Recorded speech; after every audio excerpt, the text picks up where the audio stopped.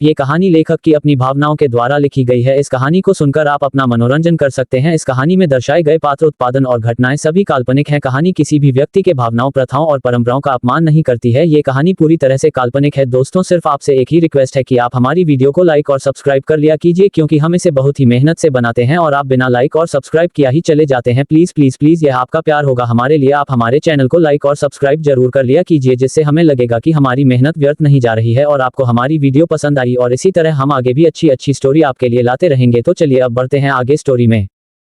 जब 105 mister husband, मैं बहुत थक गई हूँ। अनंत घबराते हुए कुंज को देख रही थी और कुंज अपने हाथ में पकड़े खंजर को लगातार घुमाते हुए उसे देख रही थी। कुंज के सवाल का अनंत के पास कोई भी जवाब नहीं था। उसे समझ नहीं आ रहा था कि आखिरकार वह कुंज को कैसे समझाए। कुछ देर बहाने ढूंढने के बाद अनंत बड़ी सी मुस्कुराहट के साथ बोली, मुझे आपकी मुंह से पता चला। सच्ची में? कुंज उसे शक भरी निगाहों से देखने लगा और फिर डेविल स्माइल करके बोला, ओ रियली? अनंत बहुत ही कॉन्फिडेंस के साथ बोली, यस, 200% गारंटी के साथ मैं कह सकती हूँ कि मुझे ये सब कुछ आपकी माँ से पता चला है। उन्होंने तो मुझे आपके बारे में बहुत कुछ बताया है कि कैसे आप उस बचपन वाली अनंत से बहुत प्यार करते थे और उसके पीछे पड़े थे। यही नहीं, उन्होंने तो ये भी बताया है कि वह बहुत ही ज्यादा सुंदर और इंटेलिजेंट थी। उससे ज्यादा सुंदर और इंटेलिजेंट इस पूरी दुनिया में कोई नहीं था। अगर मौका मिला तो मैं भी उससे जरूर मिलना चाहूंगी कि भला कोई इतना इंटेलिजेंट और सुंदर कैसे हो सकता है। मैं जरूर उसकी तारीफ करती। ये सुनते ही कुंज हंसने लगता है, मगर उसकी हंसी बहुत ही ज्यादा डरावनी थी। पहले कुंज किसी भी बात पर ध्यान नहीं दिया था क्योंकि उसके पास उसकी याददाश्त नहीं थी, मगर याददाश्त वापस आने के बाद उसे हर एक चीज अच्छे से समझ आ रही थी। मगर बस एक ही चीज समझ नहीं आई कि आखिर अनंत को उसके बचपन की बातें कैसे पता है। कुंज गुस्से से खंजर को अनंत के पास फेंक देता है।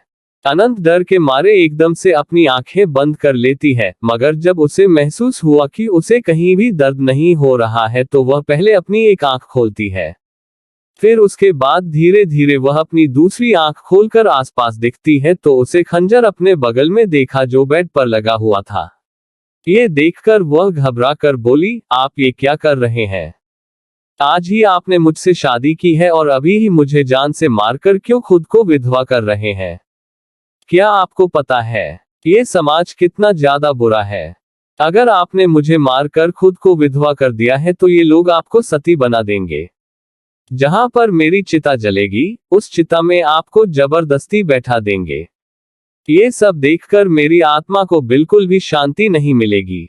इसीलिए आप मुझ जैसी प्यारी और छोटी सी जान को मत मारिए। अभी तो मैंने पूरी दुनिया भी नहीं देखी है, इनफैक्ट हमारे बच्चों को भी नहीं देखा है। यही नहीं, आज तो हमारी सुहागरात है ना। इतना कहकर वह अपने दोनों हाथों की उंगलियों को आपस में मसलने लगती है। वह थोड़ा सा शर्मा रही थी। कुंज उससे ऊपर से नीचे तक घूरता है और गुस्से में बोला, बेबी, बात को घुमाओ मत। एलेक्स भी तुम्हारी बात मान रहा था।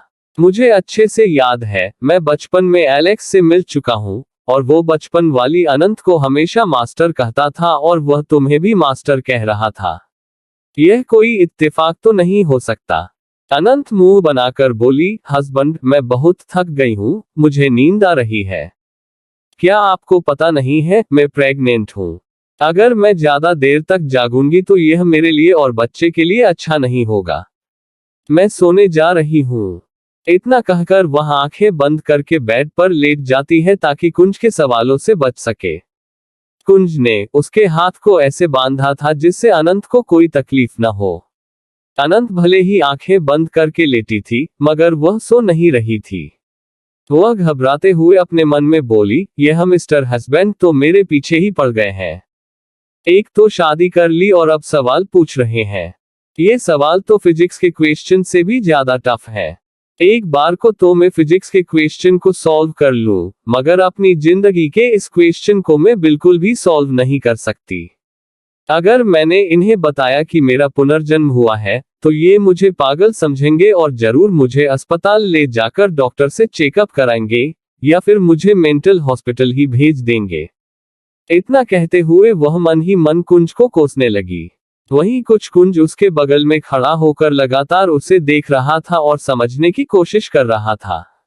10 मिनट तक पूरे रूम में सन्नाटा पसरा रहा।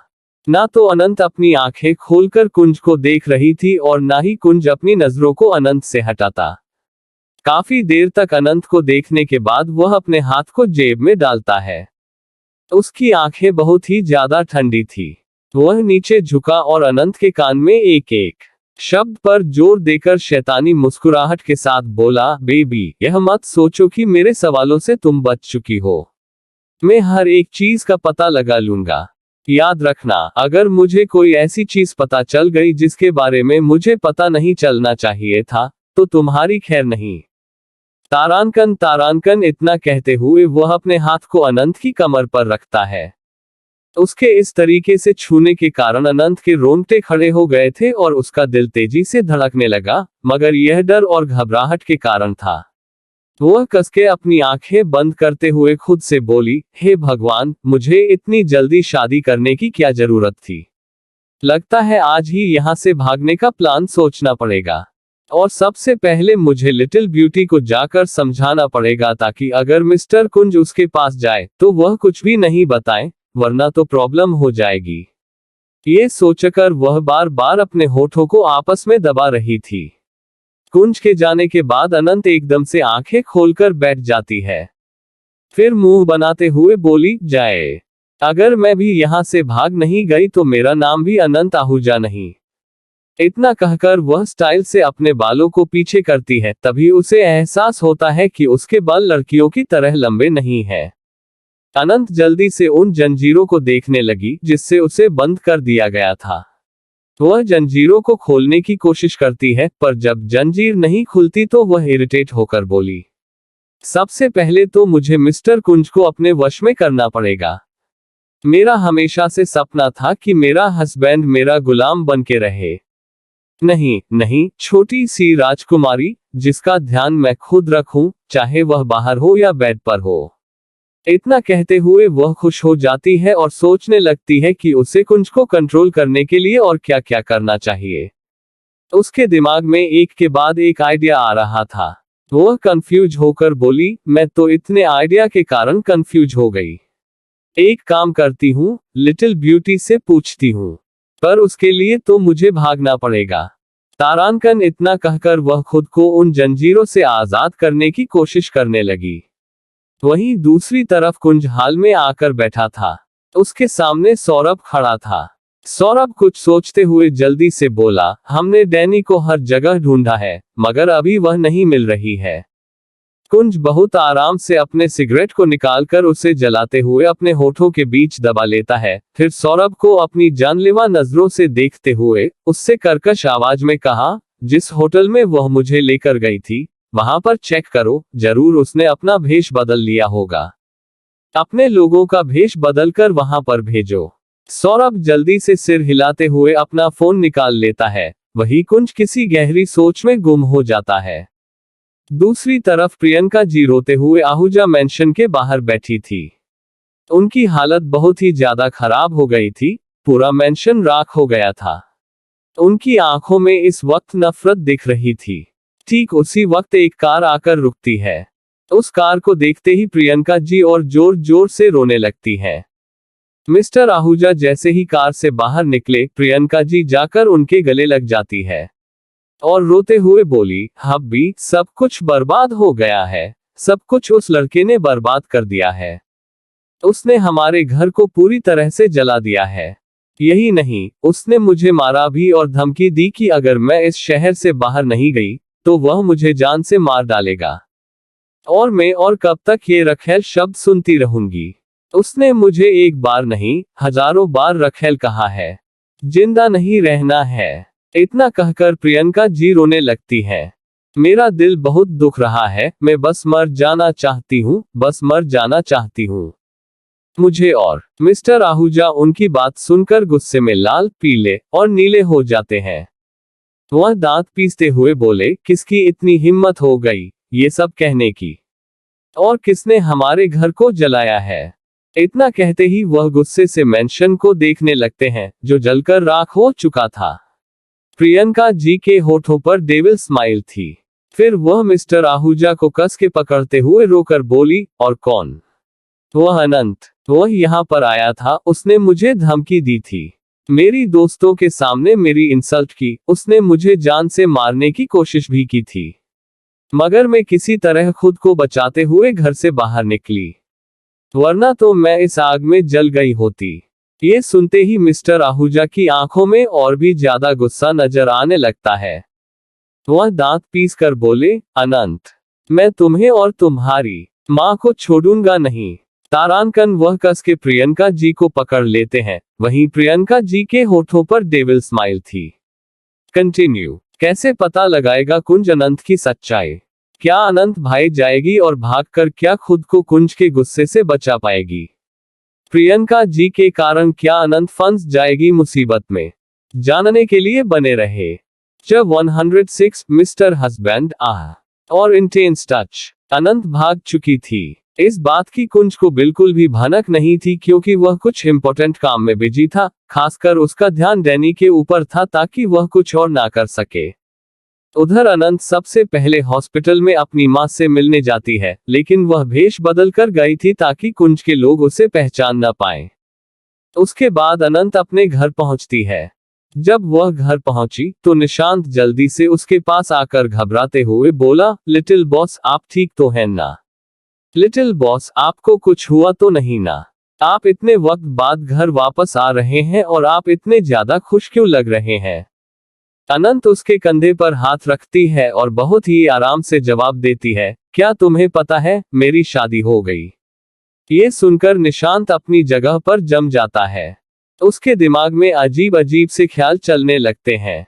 वह अपने मन में चिल्लाते हुए सोचता है, नहीं, ऐसा नहीं हो सकता। कहीं ऐसा तो नहीं कि लिटिल बॉस ने मिस्टर कुंज से शादी कर ली है? पर दो लड़के आपस में शादी कैसे कर सकते हैं? समाज कभी भी यह एक्सेप्ट नहीं करेगा। ठीक है, लिटिल बॉस उन्हें बहुत पसंद करते हैं, मैं बस उनकी खुशियां ही चाहता हूं। लेकिन अगर इस समाज के चलते उन्होंने कुछ गलत कदम उठा लिया तो? अगर किसी ने उन्हें बुरा भला कहा? नहीं नहीं, मैं ऐसा नहीं होने दूंगा। इतना सोचते ही वह और भी ज्यादा घबराने लगा। वह जल्दी से अनंत के हाथ को पकड़कर घबराते हुए बोला, लिटिल बॉस, आप दुनिया वालों की बातों पर भरोसा मत करिएगा। दुनिया वाले बस चार बातें बनाते रहते हैं। वे बस किसी को खुश नहीं देख सकते।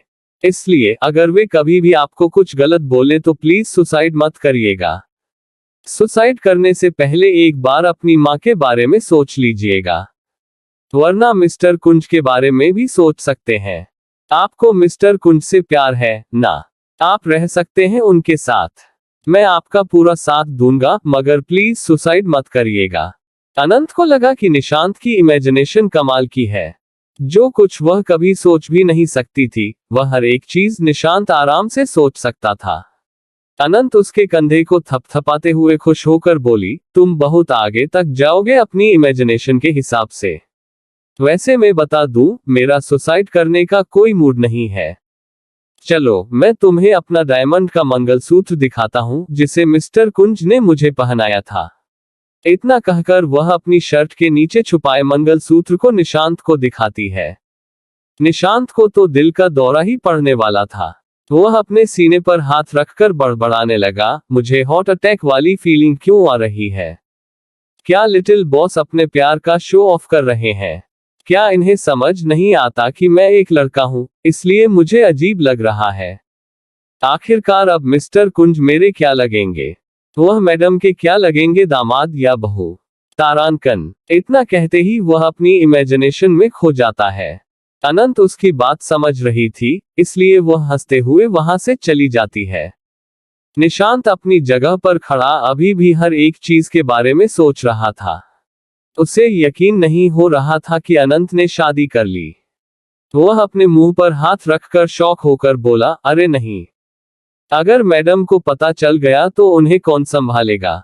मैं उन्हें कभी यह चीज पता नहीं लगने दूंगा। इतना कहकर वह घबराता हुआ इधर उधर चक्कर लगाने लगा। उसका तो बीपी हाई हो रहा था। अनंत आराम से अपने रूम में जाती है।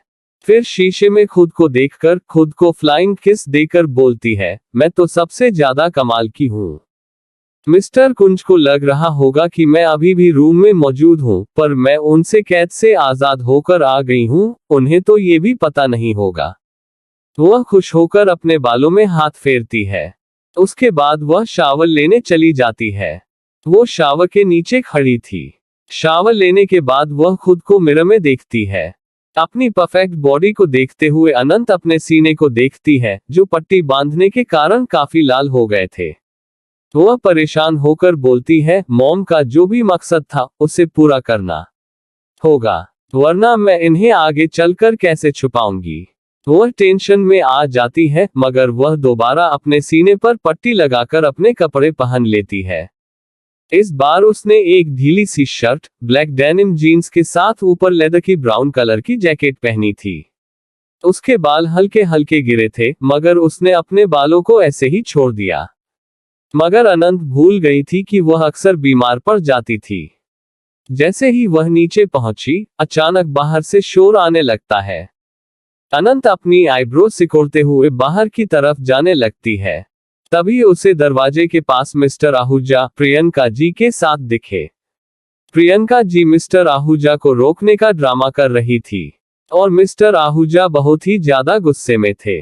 उनके ड्रामा को देखकर अनंत के होठों पर डेविल स्माइल आ जाती है। अनंत दरवाजे से टेक लगाकर खड़ी हो जाती है। उसे देखते ही मिस्टर आहूजा का गुस्सा और भी ज्यादा भड़क जाता है। वह गुस्से में बोले, अनंत, तुम्हारी हिम्मत कैसे हुई ऐसा करने की? तुमने मेरे घर को जला दिया है। तुम्हें क्या लगता है मैं तुम्हें चैन से जीने दूंगा? कभी भी नहीं। अभी और इसी वक्त आकर प्रियंका से माफी मांगो। अनंत ऐसे रिएक्ट करती जैसे उसने उनकी बात सुनी ही न हो।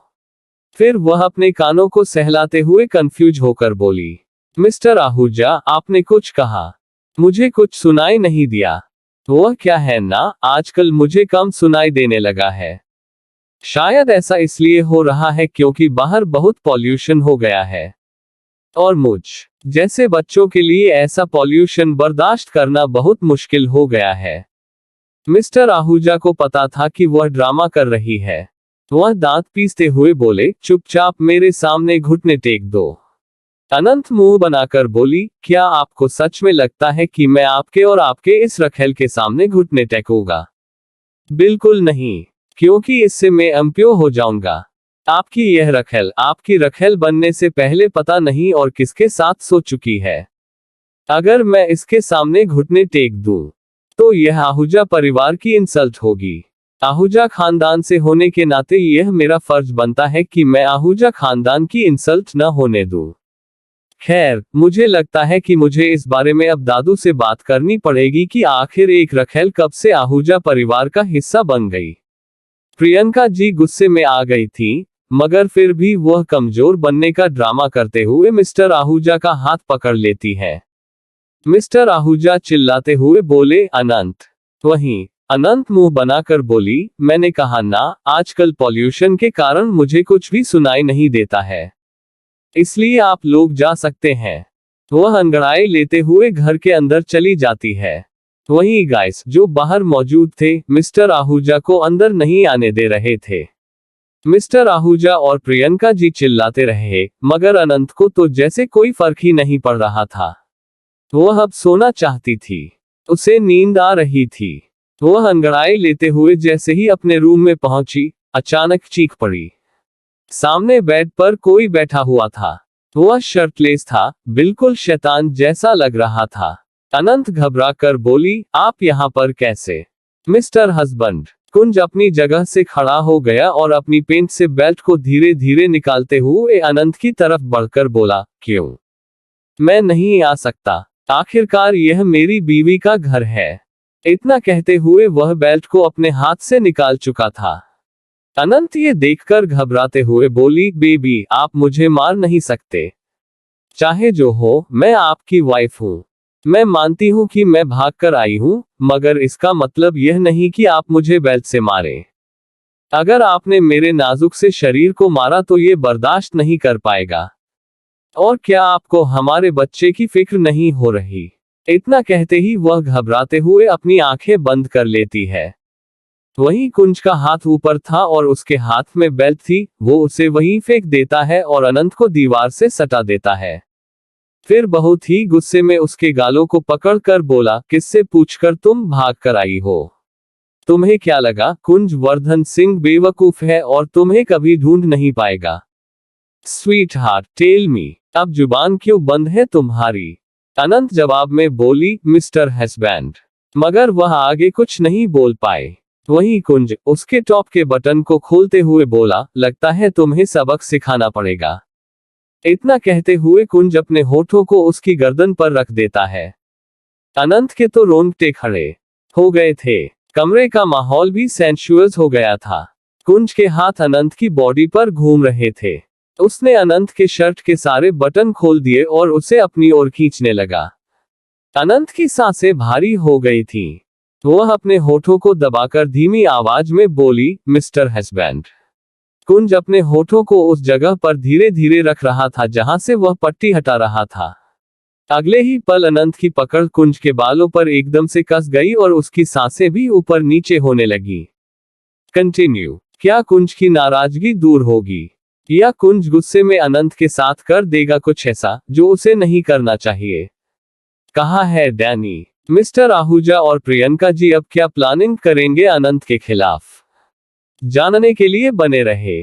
जब 107 बेबी, मैंने तो कुछ किया भी नहीं और तुम थक गई। अनंत कुंज को खुद से अलग करने की कोशिश करती है मगर कुंज उसे बिल्कुल भी खुद से अलग नहीं होने देता। वह इस बात से गुस्सा था कि अनंत उसे बिना बताए भागकर आ गई थी। कुंज अनंत को किस करते हुए उसे बेड पर लेकर आ गया। कुंज ने पहले सोचा था कि वह अनंत से कुछ ही वक्त में दूर हो जाएगा, मगर अनंत के करीब आकर वह इस कदर खो गया कि कब 3 घंटे बीत गए उसे पता भी नहीं चला। अनंत पसीने से लथपथ बेड पर लेटी हुई थी। उसने हौंफते हुए कहा, मिस्टर हस्बैंड अब और नहीं। कुंज जो उसकी गर्दन पर किस कर रहा था, उसने डेविल स्माइल करके कहा, मैं सिर्फ तुम्हें किस कर रहा हूं और तुम मुझे रुकने के लिए कह रही हो, जबकि मैंने तुम्हारे साथ सब कुछ नहीं किया है। पर यह मत सोचो कि तुम प्रेग्नेंट हो तो मैं कुछ कर नहीं सकता। मेरे पास और भी बहुत तरीके हैं तुम्हें परेशान करने के। इतना कहते ही वह डेविल का इस्तेमाल करने लगता है। वहीं अनंत उसे पकड़कर आंखें बंद कर लेती है। फिर धीमी आवाज में बोली, पर मुझे अब सोना है। मैं पक्का आपसे नहीं भागूंगी, प्रॉमिस। इतना कहते कहते वह कब गहरी नींद में चली जाती है उसे खुद भी पता नहीं चलता। लेकिन इस बीच कुंज को नींद बिल्कुल भी नहीं आ रही थी। वह अनंत को अपनी बाहों में लेकर सीलिंग की तरफ देखते हुए कुछ सोच रहा था। फिर अपने फोन को उठाकर वह कुछ मैसेज करने लगा। तभी दूसरी तरफ से किसी ने रिप्लाई किया तो उसकी आंखें छोटी हो गईं। उसने अपनी बाहों में सोई हुई अनंत को देखा जो गहरी नींद में थी। कुंज उसके बालों में हाथ फेरते हुए उसके माथे पर किस करता है, फिर उठकर अपने कपड़े पहनने लगा। उसने सोई हुई अनंत को देखकर अपना पेन निकाला और पेपर ढूंढने लगा। जब उसे पेपर मिला तो उसने उसमें कुछ लिखकर टेबल पर रख दिया और तुरंत वहां से चला गया। मगर जाने से पहले उसने निशांत को घूरते हुए कठोर आवाज में कहा, याद रहे अनंत के रूम में कोई न जाए, गलती से भी नहीं। निशांत डरते हुए बोला, ठीक है। इतना कहते हुए वह अपने माथे का पसीना पोंछता है तो कुछ जल्दी से वहां से निकल जाता है। कुंज के जाते ही निशांत मुंह बनाकर बोला, मिस्टर कुंज को देखकर लग रहा है कि रूम में कुछ हुआ होगा, लेकिन यह अनंत बोस के रूम में कैसे पहुंचे? मैंने तो इन्हें अंदर जाते हुए नहीं देखा। इतना कहते ही वह चौंककर रूम की तरफ देखने लगा। उसके दिमाग में बहुत अजीब अजीब ख्याल चल रहे थे। वह मन ही मन बोला, कहीं ऐसा तो नहीं कि रूम में कुछ हुआ हो? क्या मिस्टर कुंज और लिटिल बॉस के बीच कुछ हुआ होगा? ये सोचकर वह पागल हो रहा था। कुछ ही देर में कुंज अपने प्राइवेट विला पहुंच जाता है। हाल में कई सारे गाइस मौजूद थे और उनके बीच में कोई और नहीं बल्कि डैनी बैठी हुई थी जिसके हाथ पैर बंधे हुए थे। यही नहीं, उसकी आंखों और मुंह को भी बांधा गया था। कुंज के आने की आहट से ही डैनी खुद को छुड़ाने की कोशिश करने लगी, मगर वह खुद को छुड़ा नहीं पाई। कुंज उसके सामने वाले सोफे पर आराम से बैठ गया। इस वक्त उसके हाथ में एक गन थी। वह गन को लोड करते हुए डैनी को डेविल स्माइल के साथ बोला, डैनी। उसकी आवाज सुनते ही डैनी ने खुद को हिलाना बंद कर दिया और चुपचाप बैठ गई। कुंज उसे ऊपर से नीचे तक देखते हुए ठंडी आवाज में बोला, तुम्हें क्या लगा था कि तुम मुझे हिप्नोटाइज करके कुछ भी कर सकती हो? तुम्हारी कोशिश अच्छी थी, लेकिन इतनी अच्छी नहीं। अब तुम सोचो कि तुम्हारे साथ क्या होगा। इतना कहते ही उसने अपनी गन डैनी की तरफ तानी और गोली चला दी। गोली डैनी के पैर पर लगी। डैनी का मुंह बंधा हुआ था, जिस कारण वह चिल्ला नहीं पा रही थी, मगर उसके चेहरे पर दर्द भरे एक्सप्रेशन साफ देखे जा सकते थे। वह तड़पते हुए जमीन पर लेट गई और उसके पैर से बहते खून ने पूरी जमीन को लाल कर दिया। कुंज ये सब देखकर नफरत से बोला, तुम्हारे कारण मेरी बेबी को कितना कुछ बर्दाश्त करना पड़ा। उसे न्यूयॉर्क आना पड़ा और तुम्हारे कारण उसे कुछ भी हो सकता था। इतना कहते ही उसने नफरत से एक और गोली डैनी के दूसरे पैर पर मार दी। कुंज अपनी जगह पर खड़ा हो गया और पास रखी टेबल पर लात मारते हुए गुस्से में बोला, आज तुम्हारा इस दुनिया में आखिरी दिन है, क्योंकि जो कोई भी मेरी बीवी को नुकसान पहुंचाएगा, उसे जीने का कोई हक नहीं है। इतना कहते ही वह पागलपन भरी नजरों से डैनी को घूरने लगा। डैनी, जो कुंज को पाना चाहती थी, आज उसके चेहरे पर डर साफ झलक रहा था। वह अपना सिर नामे हिलाते हुए पीछे की तरफ खिसकने की कोशिश करने लगी। जैसे जैसे वह पीछे खिसक रही थी, कुंज उसके करीब आता जा रहा था। उसने अपने पैर को डैनी के हाथों पर रख दिया और जोर से मसल दिया। डैनी दर्द से कराह उठी। कुंज घुटनों के बल उसके पास बैठ गया और उसके बाल पकड़कर दांत पीसते हुए बोला, क्या हुआ? अब अपनी मौत को सामने देखकर डर लग रहा है। मुझे तो लगा था कि तुम बहुत बहादुर हो। वैसे तुम्हें किसने भेजा था? शायद तुम मुझे ये ना बताओ, लेकिन मैं अंदाजा लगा सकता हूँ।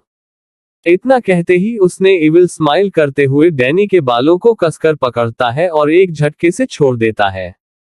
डैनी पूरी तरह से जमीन पर गिर गई थी। कुंज अपनी जगह पर खड़ा हो गया और टिश्यू पेपर से अपने हाथ पोंछते हुए उससे फेंक दिया। फिर उसने वापस डैनी पर अपनी गन तान दी। इस बार जैसे ही उसने शूट किया, डैनी शायद अलर्ट थी। वह बहुत ही चालाकी से दूसरी साइड खिसक गई। ये देखकर कुंज हंसते हुए बोला, इंटरेस्टिंग। तुम्हारे जैसे दुश्मनों के साथ खेलने में ही मजा आता है। तारांकन। डैनी किसी तरह अपने हाथ खोल लेती है। फिर जल्दी से अपनी आंखों और मुंह की पट्टी को हटाते हुए गुस्से में बोली, तुम्हें क्या लगा था कि तुम मुझे मार दोगे? बिल्कुल नहीं, कुंज। तुम सिर्फ मेरे हो और मैं तुम्हें अपने साथ लेकर जरूर जाऊंगी। इतना कहते हुए वह कुंज की आंखों में देखने लगी, जैसे उसे फिर से हिप्नोटाइज करने की कोशिश कर रही हो। मगर कुंज पर इसका कोई असर नहीं हो रहा था। उसने देखा कि डैनी उसे फिर से हिप्नोटाइज करने की कोशिश कर रही है। तो कुंज आराम से सोफे पर बैठते हुए बोला, ठीक है, चलो, मुझे हिप्नोटाइज करके दिखाओ। लेकिन याद रखना, अगर तुम ऐसा करने में नाकाम रही, तो आज मैं तुम्हें जान से मार दूंगा। कहते ही उसने भी डैनी की आंखों में घूर कर देखना शुरू कर दिया। डैनी को जैसे एक मौका मिल गया था। उसने पूरी ताकत से कुंज को हिप्नोटाइज करने की कोशिश की। उसकी मुट्ठियां कसने लगी, मगर 10 मिनट बाद उसके माथे पर शिकन उभर आई और उसकी आंखों में डर झलकने लगा। ये देखकर कुंज लगातार मुस्कुराता रहा। कंटिन्यू। क्या डैनी कुंज को अपने वश में फिर से कर लेगी? आखिर क्यों कुंज ने डैनी को खुद को वश में करने के लिए कहा? क्या उसके दिमाग में कुछ खतरनाक चल रहा है? जानने के लिए बने रहे। जब 108 अनंत का कुंज की बाहों में रोना। अनंत की नींद रात को खुलती है, मगर खाना खाकर वो फिर से सो जाती है। उसे तो अंदाजा भी नहीं था कि कुंज रात में उसके पास आया था, मगर उसके उठने से पहले चला भी गया। अगली सुबह अनंत सबसे पहले हॉस्पिटल गई। कुछ देर तक वो शीतल जी के साथ रही, उसके बाद डायरेक्टर कॉलेज चली गई। अनंत काफी वक्त बाद कॉलेज आई थी, मगर जैसे ही उसने कॉलेज के अंदर कदम रखा, हर कोई उसे अजीब नजरों से देख रहा था। अनंत को ये सब बहुत अजीब लगा, लेकिन हमेशा की तरह उसके होठों पर मुस्कुराहट थी और उसके मुंह में एक लॉलीपॉप थी। अनंत ने हाथ हिलाकर लड़कियों का ध्यान अपनी तरफ आकर्षित करने की कोशिश की, मगर उसने नोटिस किया कि एक भी लड़की उसे देखकर मुस्कुरा नहीं रही थी। वह अपनी जगह पर रुक गई और खुद को ऊपर से नीचे तक देखा। फिर मन में बोली, क्या मैं हमेशा की तरह हैंडसम नहीं लग रही हूँ? या फिर मेरी हैंडसमनेस कम हो गई है? पहले तो यही लड़कियां मेरे आगे पीछे घूमती थीं, मगर अब ये मुझे देख भी नहीं रही। इतना कहते ही उसने अपना फोन निकाला और कैमरे में खुद को देखने लगी। मगर वह हमेशा की तरह हैंडसम थी। उसने अपने बालों में हाथ फेरा, फिर आसपास मौजूद लड़कियों को देखकर दोबारा अपने हाथों को फ्लर्टी अंदाज में हिलाया। लेकिन लड़कियां तुरंत उससे नजरें फेर लेती हैं। अनंत के चेहरे की मुस्कान गायब हो गई। उसे कुछ समझ नहीं आ रहा था कि उसके साथ क्या हो रहा है। उसने जल्दी से अपनी एक फोटो खींची और किसी को भेज दी। साथ में उसने एक मैसेज टाइप किया, क्या मैं अब हैंडसम नहीं रहा? थोड़ी देर बाद उसके फोन में नोटिफिकेशन आया। अनंत ने जल्दी से देखा। रिप्लाई में लिखा था, लिटिल बॉस, आप हमेशा की तरह हैंडसम है। कोई भी लड़की आपको देखकर पागल हो जाएगी। ये पढ़कर अनंत को काफी अच्छा महसूस हुआ, मगर फिर उसने आसपास मौजूद लड़कियों को देखा जो उसे इग्नोर कर रही थी। अनंत क्लासरूम में चली गई और सबसे पीछे वाली सीट पर आराम से बैठ गई। उसने अपने पैर बेंच पर रख लिए और अपने मुंह से लॉलीपॉप निकालकर आसपास देखने लगी। तभी उसके कानों में दो लड़कियों की फुसफुसाहट की आवाज गई। उसने उनकी तरफ घूर कर देखा। अनंत से कुछ ही दूरी पर दो लड़कियां बैठी हुई थीं, जो उसे तिरछी नजरों से देख रही थीं और चुगली कर रही थीं। पहली लड़की ने मुंह बनाते हुए कहा, देखो तो जरा इसे, अभी भी कितना घमंड है। अगर मैं इसकी जगह होती तो कॉलेज आने की हिम्मत नहीं करती।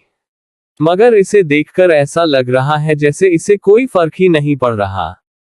ये सुनकर दूसरी लड़की ने भी तिरछी नजरों से अनंत को देखकर कहा, तुम बिल्कुल सही कह रही हो। इसने पेपर में चीटिंग की और पूरे कॉलेज में टॉप कर लिया। ऐसा कैसे हो सकता है भला? क्योंकि अनंत तो हमेशा फेल होता था। स्कूल में भी ये सिर्फ घूस देकर पास हुआ था, और अब ये कॉलेज में टॉप कर गया। अनंत उन दोनों लड़कियों की बातें साफ साफ सुन पा रही थी। उसकी आईब्रो ऊपर उठ गई थी। ठीक उसी वक्त एक टीचर क्लासरूम के अंदर दाखिल हुए। उन्होंने बेहद कठोर आवाज में अनंत को देखते हुए कहा, अनंत, तुम्हें प्रिंसिपल बुला रहे हैं। अनंत समझ गई कि आखिर माजरा क्या है। वह आराम से उठी, अपने बालों में हाथ फेरा, बैग उठाया और धीरे धीरे क्लासरूम के बाहर निकलने लगी। उसकी हर चाल में आलस साफ झलक रहा था। अनंत लॉलीपॉप चूसते हुए धीरे धीरे चल रही थी। टीचर को ये देखकर गुस्सा आ गया। उन्होंने पलटकर कहा, क्या तुम जल्दी चल सकते हो? इतनी धीरे धीरे क्यों चल रहे हो? तुम्हारी जगह कोई 2 साल का बच्चा भी होता तो अब तक प्रिंसिपल ऑफिस पहुंच चुका होता। लेकिन अनंत पर टीचर की इस नाराजगी का कोई असर नहीं पड़ा। वह उतनी ही धीमी चालना में चलता रही थी। टीचर ने उसे बोलना छोड़ दिया, लेकिन अंदर ही अंदर काफी इरिटेट हो रही थी। जब अनंत प्रिंसिपल ऑफिस पहुंची, तो उसने देखा कि प्रिंसिपल सर के साथ कई और प्रोफेसर भी वहां मौजूद थे। सभी उसे गुस्से से देख रहे थे। अनंत ने उन सबकी नजरों को नजरअंदाज किया। वह अपने मुंह से लॉलीपॉप निकालते हुए मुस्कुराया और बोली, सर, आपने मुझे क्यों बुलाया है? वैसे ये दूसरी बार है जब आपने मुझे बुलाया है। क्या इस बार भी मिस्टर आहूजा की वजह से आपने मुझे बुलाया है? वो ये सब मुस्कुराते हुए कह रहा था, लेकिन उसके इस लापरवाह अंदाज से एक फीमेल प्रोफेसर का गुस्सा और बढ़ गया। उन्होंने प्रिंसिपल से गुस्से में कहा, सर, इस लड़के को अभी और इसी वक्त हमारे कॉलेज से बाहर कर दीजिए। अगर यह यहाँ रहा तो हमारे कॉलेज की रेपुटेशन पूरी तरह बर्बाद हो जाएगी। प्रिंसिपल सर ने फीमेल प्रोफेसर की बात का जवाब नहीं दिया। उन्होंने सिर्फ अनंत को गौर से देखा और शांत स्वर में पूछा, अनंत, क्या तुम्हें पता है कि हाल ही में हुए एग्जाम में तुम्हारे कितने नंबर आए हैं? ये सुनकर अनंत को याद आया कि कुंज ने पढ़ाई में कितनी मदद की थी। वह खुद से ही खुश होते हुए मन में बोला, मिस्टर हस्बैंड ने मुझे पढ़ाया था, तो मैं फेल कैसे हो सकती हूँ? मुझे तो सारे सवालों के जवाब भी आते थे। इतना सोचने के बाद उसने मुस्कुराते हुए प्रिंसिपल से कहा, सर, मैंने रिजल्ट तो नहीं देखा है, लेकिन मुझे यकीन है कि मेरी परफॉर्मेंस काफी अच्छी होगी। इस बार तो मैं पास हो ही जाऊंगा। पास हो जाऊंगा शब्द सुनकर सभी प्रोफेसर का गुस्सा फूट पड़ा, खासकर फीमेल प्रोफेसर्स का। मैथ्स की प्रोफेसर अनंत को घूरते हुए बोली, क्या कहा तुमने? सिर्फ पास हो जाओगे? अपना रिजल्ट देखो, तुम सिर्फ पास नहीं हुए हो। लेकिन उनकी बात पूरी होने से पहले ही वह गुस्से में चुप हो गई। अनंत को उनके हाव भाव से कुछ अजीब महसूस हुआ। उसने मन में सोचा, क्या मैं पास नहीं हुई? ऐसा कैसे हो सकता है? वह गंभीर होकर प्रिंसिपल से बोली, सर, मुझे यकीन है कि मैं पास हूँ। मैंने इस बार बहुत मेहनत की थी और हर सवाल का जवाब दिया था। फेल होने का तो सवाल ही नहीं उठता। प्रिंसिपल सर ने गहरी सांस लेते हुए कहा, अनंत, हम तुम्हें कॉलेज से निकाल रहे हैं। आज से तुम्हें कॉलेज आने की जरूरत नहीं है। अचानक प्रिंसिपल ऑफिस का माहौल बहुत गंभीर हो गया। अनंत, जो अब तक लॉलीपॉप चूसते हुए मुस्कुरा रही थी, उसका चेहरा भी गंभीर हो गया। उसने कठोर लहजे में पूछा, लेकिन क्यों? मैंने ऐसा क्या किया कि आप मुझे कॉलेज से बाहर निकाल रहे हैं? प्रिंसिपल सर को समझ नहीं आ रहा था कि वह अनंत को कैसे समझाएं, लेकिन तभी इंग्लिश की प्रोफेसर हंसते हुए बोली, क्या तुम्हारे अंदर इतनी हिम्मत है कि तुम ये सवाल पूछ सको? तुम हमसे पूछ रहे हो कि तुम्हें कॉलेज से क्यों निकाला जा रहा है। तुम खुद से क्यों नहीं पूछते ये सवाल? तुम्हें इसका जवाब अच्छे से पता होगा। तुमने सारे पेपर में चीटिंग की है। हमारा कॉलेज एक ऑनरेबल कॉलेज है और हम कभी भी ऐसे स्टूडेंट को अपने कॉलेज में नहीं रखेंगे जो कॉलेज की रेपुटेशन को बिगाड़े। अगर तुम्हारी चीटिंग की बात बाहर चली गई तो। प्रिंसिपल सर ने बीच में ही गुस्से में अनंत को घूरते हुए पूछा, अनंत, क्या सच में तुमने चीटिंग की है? अनंत ने खुद को शांत रखते हुए प्रिंसिपल सर को कॉन्फिडेंस से जवाब दिया, नहीं, मैंने चीटिंग नहीं की है। मेरे इतने अच्छे मार्क्स इसलिए आए क्योंकि मेरे ट्यूशन टीचर ने मुझे पढ़ाया था। इंग्लिश की प्रोफेसर हंसते हुए बोली, क्या तुम्हारे ट्यूशन टीचर ने तुम्हें पढ़ाया है? भला कौन है वह महान इंसान? मैं भी उसे देखना चाहती हूँ जिसने तुम्हें पढ़ाया और तुम्हें पास करवा दिया। अगर मौका मिला तो मैं उसकी पूजा करूंगी, क्योंकि जो काम कोई नहीं कर पाया वह उसने कर दिखाया। इतने कम टाइम में उसने तुम्हें क्या जड़ी बूटी पिला दी कि तुमने पूरे कॉलेज में टॉप किया।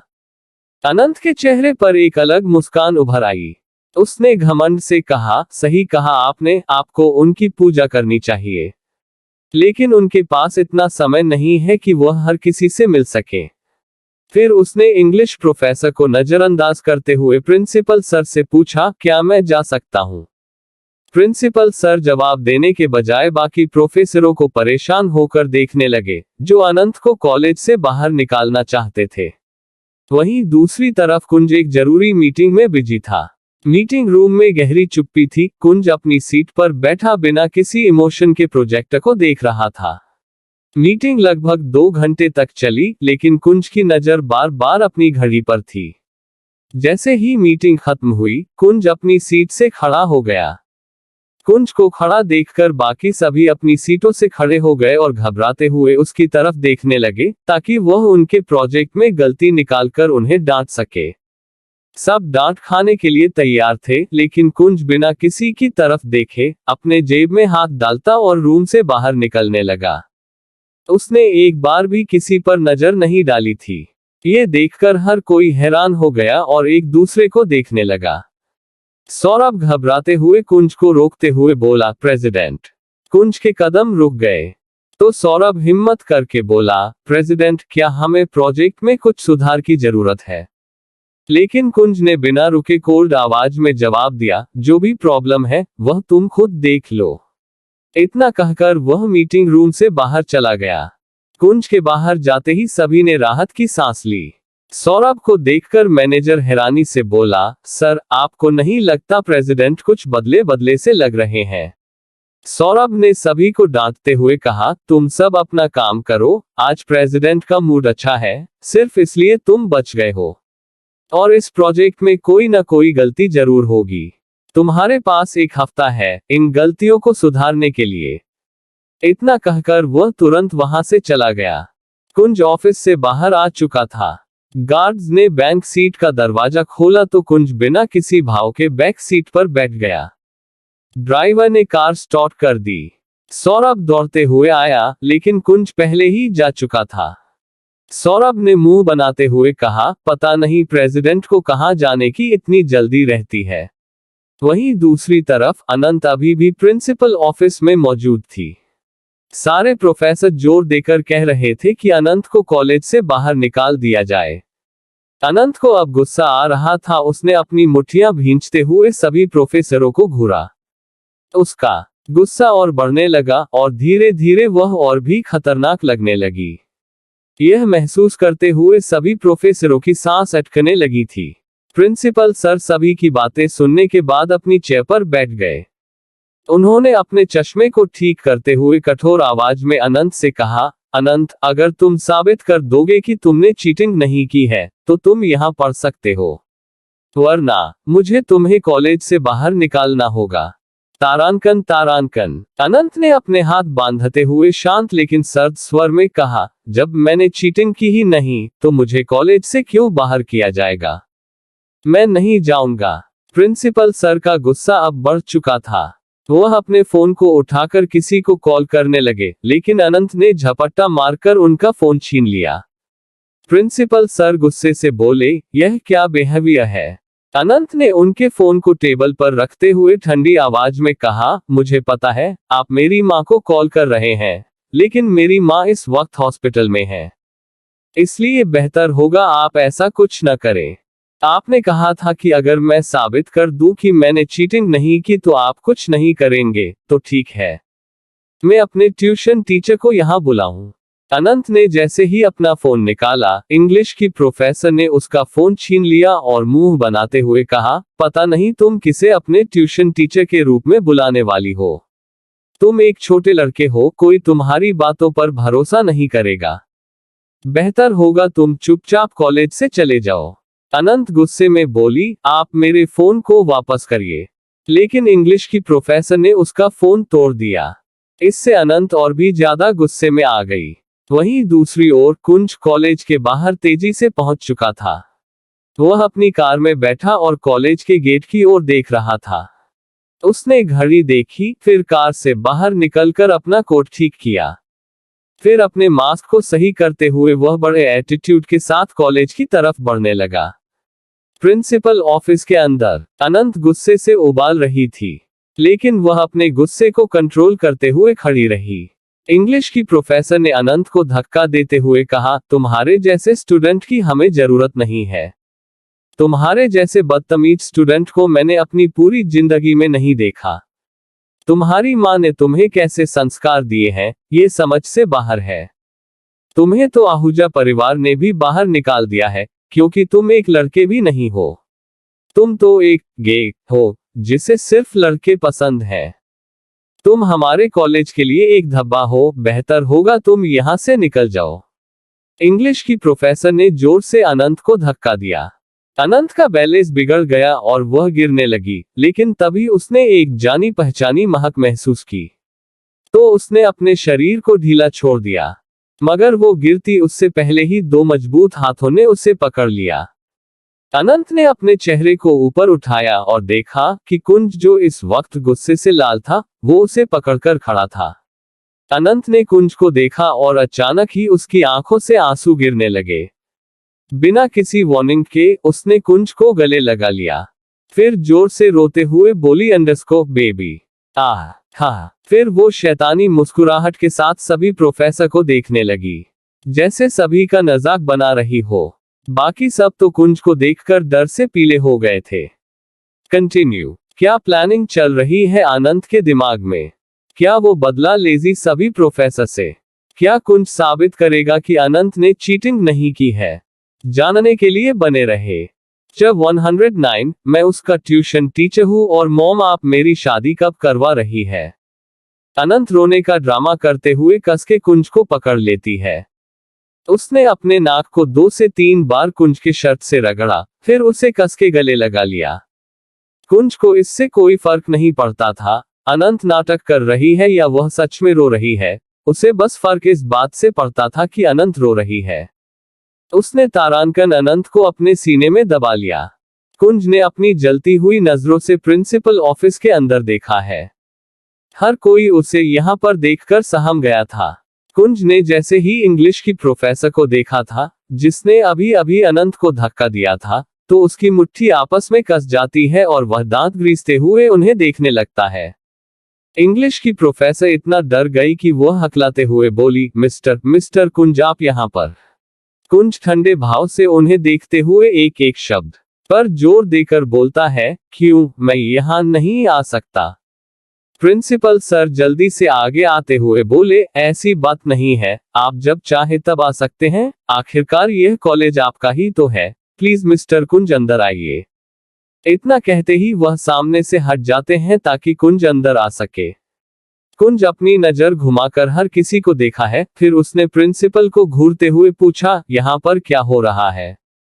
प्रिंसिपल सर कुछ भी नहीं छुपाते, वो कुंज को सच बताते हुए बोले, मिस्टर कुंज, एक बहुत बड़ी प्रॉब्लम हो गई है।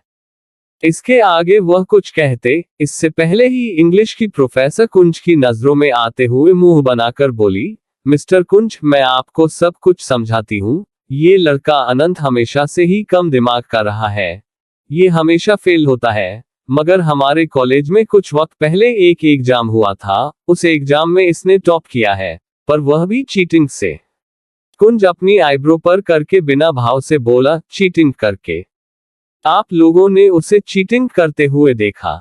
इंग्लिश की प्रोफेसर डेविल स्माइल करके बोली, आप ही सोचिए, जो लड़का इतने वक्त से नीचे से टॉप करता है और कभी पढ़ाई नहीं करता हो, वह अचानक ही टॉप कैसे से कर सकता है।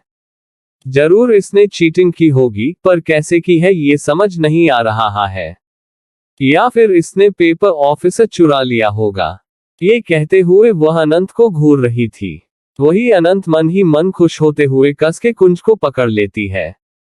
उसे नींद आ रही थी, वह कुंज को पकड़ते पकड़ते ही आंखें बंद कर लेती है और सोने की कोशिश करती है, क्योंकि यहाँ पर जो होगा अब उसका उससे कोई लेना देना नहीं था, क्योंकि उसे पता था कुंज सब खुद ही संभाल लेगा।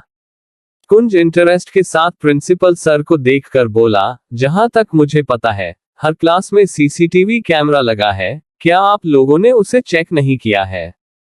प्रिंसिपल सर डरते हुए बोले, हमने चेक किया है, मगर कहीं भी यह नजर नहीं आ रहा है कि अनंत ने चीटिंग की है। सभी को लगता है कि उसने पहले से ही पेपर चुरा लिया था और फिर चीटिंग की है। मैंने अनंत से पूछा तो उसने कहा उसे उसके ट्यूशन टीचर ने सब कुछ पढ़ाया था, मगर एक हफ्ते में ये पॉसिबल कैसे हो सकता है। कुंज एटीट्यूड के साथ आनंद को खुद से अलग करने की कोशिश करता है, मगर अनंत गिरने लगती है, तभी उसे एहसास हुआ अनंत सो गई है। वह जल्दी से आनंद को पकड़ते हुए उसे गुस्से में देखने लगा। इंग्लिश की प्रोफेसर अनंत पर तंज करते हुए बोली, देखा आपने मिस्टर कुंज, ये लड़का कितना बदतमीज है। आपके आते ही वह आपके गले लग गया और ऐसे जताने लगा जैसे हमने उसे परेशान किया हो, और अब खड़े खड़े ही सो गया। इसे से साफ पता चलता है कि यह पढ़ाई को लेकर बिल्कुल भी सीरियस नहीं है। पता नहीं इसका ट्यूशन टीचर कौन ही होगा। मैं हूं उसका ट्यूशन टीचर। इंग्लिश की प्रोफेसर की बातों से गुस्सा होकर कुंज इरिटेट होकर बोला। फिर वह आनंद को अच्छे से पकड़ लेता है, मगर बाकी सब तो उसकी बात सुनकर ही शॉक हो गए थे। प्रिंसिपल सर और बाकी प्रोफेसर को लगा शायद उन्होंने कुछ गलत सुना है, तो प्रिंसिपल सर हकलाते हुए पूछते हैं, मिस्टर कुंज, आपने अभी क्या कहा? आप आनंद के ट्यूशन टीचर हैं? कुंज सार्कास्टिक टोन में बोला, क्यों, मैं नहीं हो सकता हूँ। वह मैं हूँ जिसने अनंत को ट्यूशन पढ़ाया और उसे पेपर के लिए तैयार किया। क्या आपको शक है कि मैं किसी को पढ़ा नहीं सकता या उसे पेपर में टॉप नहीं करा सकता? किसी के अंदर हिम्मत नहीं हो रही थी कि कोई कुछ बोल सके, मगर अभी भी किसी को यकीन नहीं हो रहा था कि कुंज ने अनंत को पढ़ाया है। अब जाकर उन सब ने गौर से देखा कि अनंत कैसे कुंज से चिपकी हुई है, मगर कुंज ने एक बार भी उसे गुस्से में खुद से अलग नहीं किया, बल्कि उसने तो उसे अच्छे से पकड़ा हुआ था। ये देखकर सभी को बहुत ही ज्यादा अजीब लगा। कुंज अनंत को गोद में उठा लेता है तो प्रिंसिपल सर को हार्ट अटैक आने वाला था। वह अपने सीने पर हाथ रख लेते हैं, उन्हें अपनी आंखों पर विश्वास नहीं हो रहा था। कुंज ने प्रिंसिपल को देखते हुए एक एक शब्द पर जोर देकर गुस्से में कहा, आज जो कुछ भी हुआ मैं उसे कभी नहीं भूलूंगा। मेरे वकील का लेटर आप सबको शाम तक मिल जाएगा। इतना कहते ही वह अनंत को अच्छे से गोद में लेते हुए वहां से जाने लगा। कुंज भी आसानी से किसी को नहीं छोड़ना चाहता था, मगर इस वक्त अनंत सो गई थी, इसलिए वह वहां पर रुकना नहीं चाहता था। कुछ देर में वह अपनी कार में आ जाता है और वहां से निकल जाता है, मगर प्रिंसिपल ऑफिस का माहौल तो अजीब था। सब सदमे में खड़े थे। कुंज इस बार अपने प्राइवेट विला ना जाकर सिंह मैंशन आया था।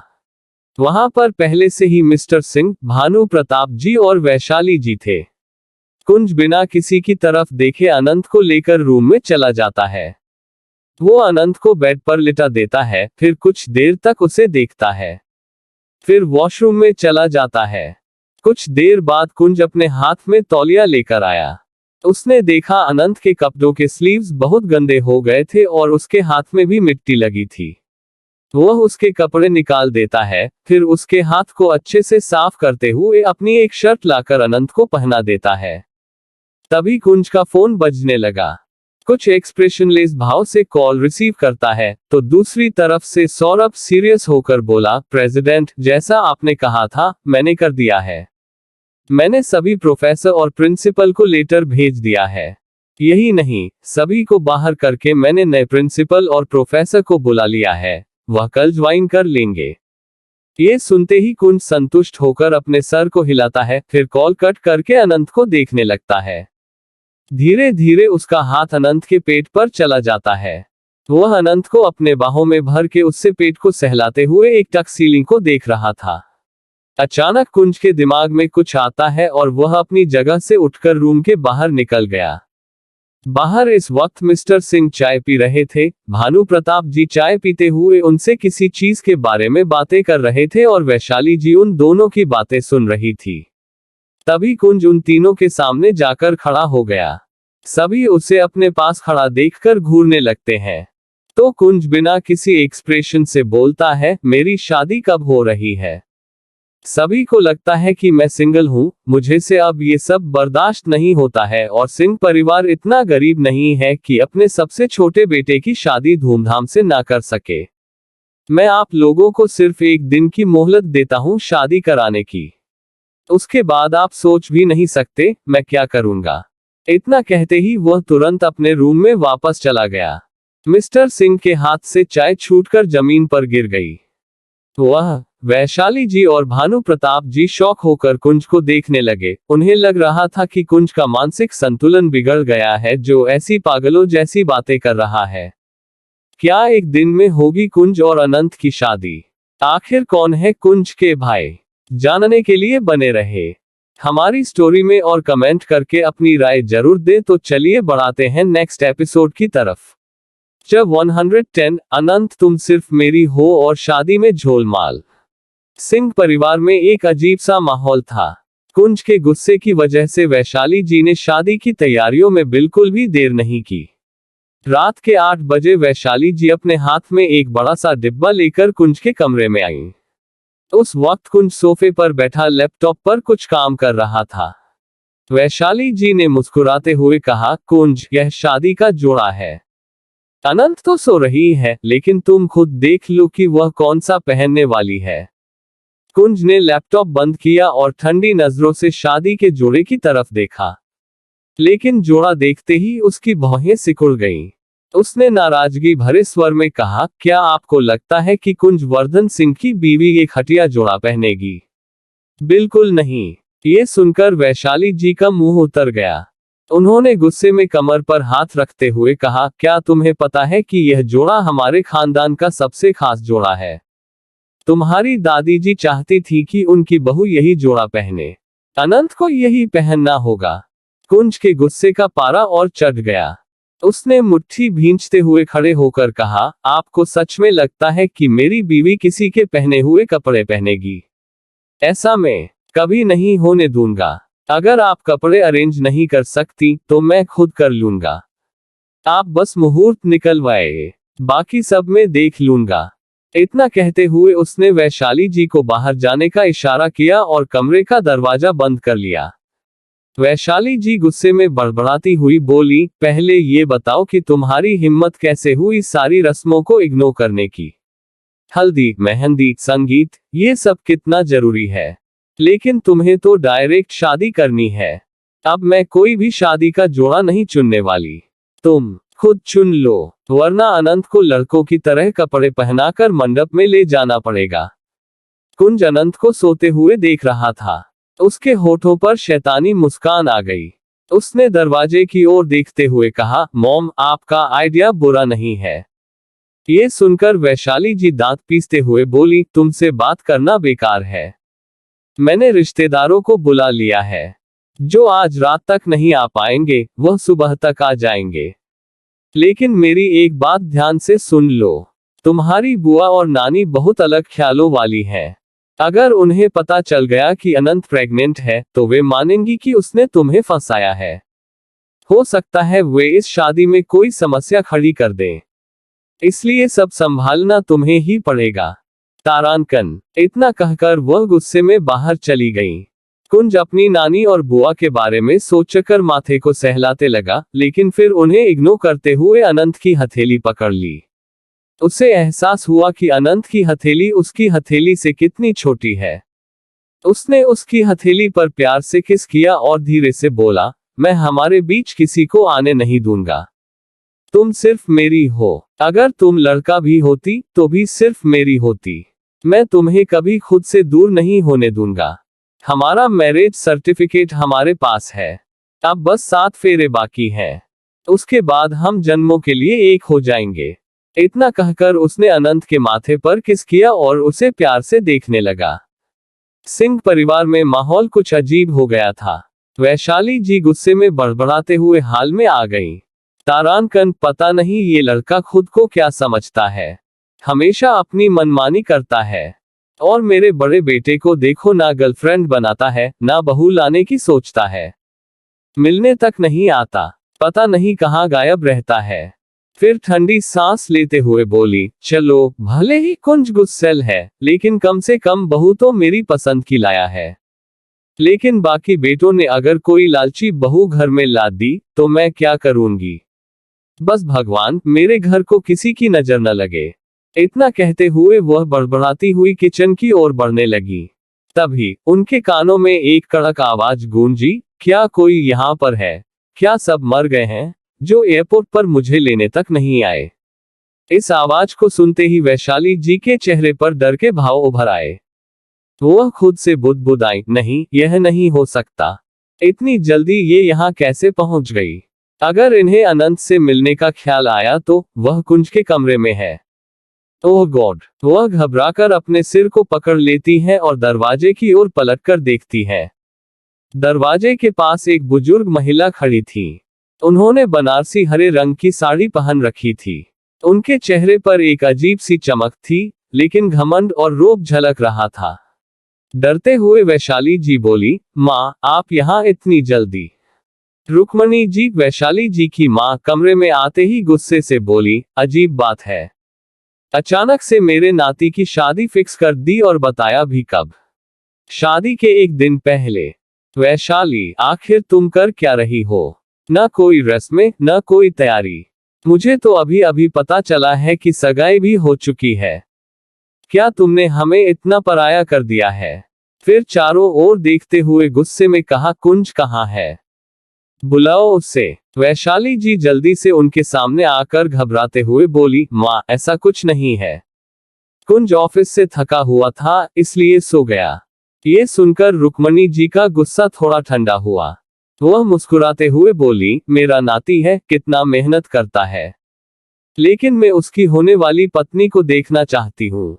मुझे ये जानना है कि वह कुंज का ध्यान रख पाएगी या नहीं। वैशाली जी ने जबरदस्ती मुस्कुराते हुए कहा, माँ, वह कुंज का बहुत ध्यान रखती है। इनफैक्ट वह कुंज से बहुत प्यार करती है। रुक्मणी जी ने मुंह बनाते हुए कहा, क्या पता वह पैसों के लिए शादी कर रही हो। वैसे उसकी उम्र क्या है, करती क्या है, और उसका खानदान कैसा है। सबसे बड़ी बात, उसके बाल कितने लंबे हैं। बालों से ही लड़की के संस्कार का पता चलता है। बालों की बात सुनकर वैशाली जी को अनंत का चेहरा याद आ गया। उसके छोटे छोटे बालों की कल्पना करते ही उनके माथे पर पसीना छलकने लगा। उधर कमरे में अचानक अनंत की नींद खुल गई। वह आंखें मसलते हुए उठी और अपने पेट पर हाथ फेरते हुए बोली, मिस्टर हस्बैंड, मुझे भूख लगी है। फिर अधखुली आंखों से कमरे में देखा, लेकिन वहां कोई नहीं था। अनंत बेपरवाह ढंग से कमरे से बाहर निकल गई। नींद में झूमती हुई वह धीरे धीरे सीढ़ियों तक पहुंची। सामने रुक्मणी जी और वैशाली जी खड़ी थीं। जैसे ही वैशाली जी की नजर अनंत पर पड़ी, उनके तोते उड़ गए। उनके चेहरे का रंग पीला पड़ गया। कंटिन्यू। क्या रुक्मणी जी अनंत को देख लेंगी? क्या होगा इस शादी में? जानने के लिए बने रहे हमारी स्टोरी में। और दोस्तों, जाने से पहले चैनल को लाइक और सब्सक्राइब जरूर कर ले, जिससे नेक्स्ट वीडियो का नोटिफिकेशन आपको मिल सके। अब आपसे मिलते हैं अपने नेक्स्ट एपिसोड में, तब तक के लिए धन्यवाद।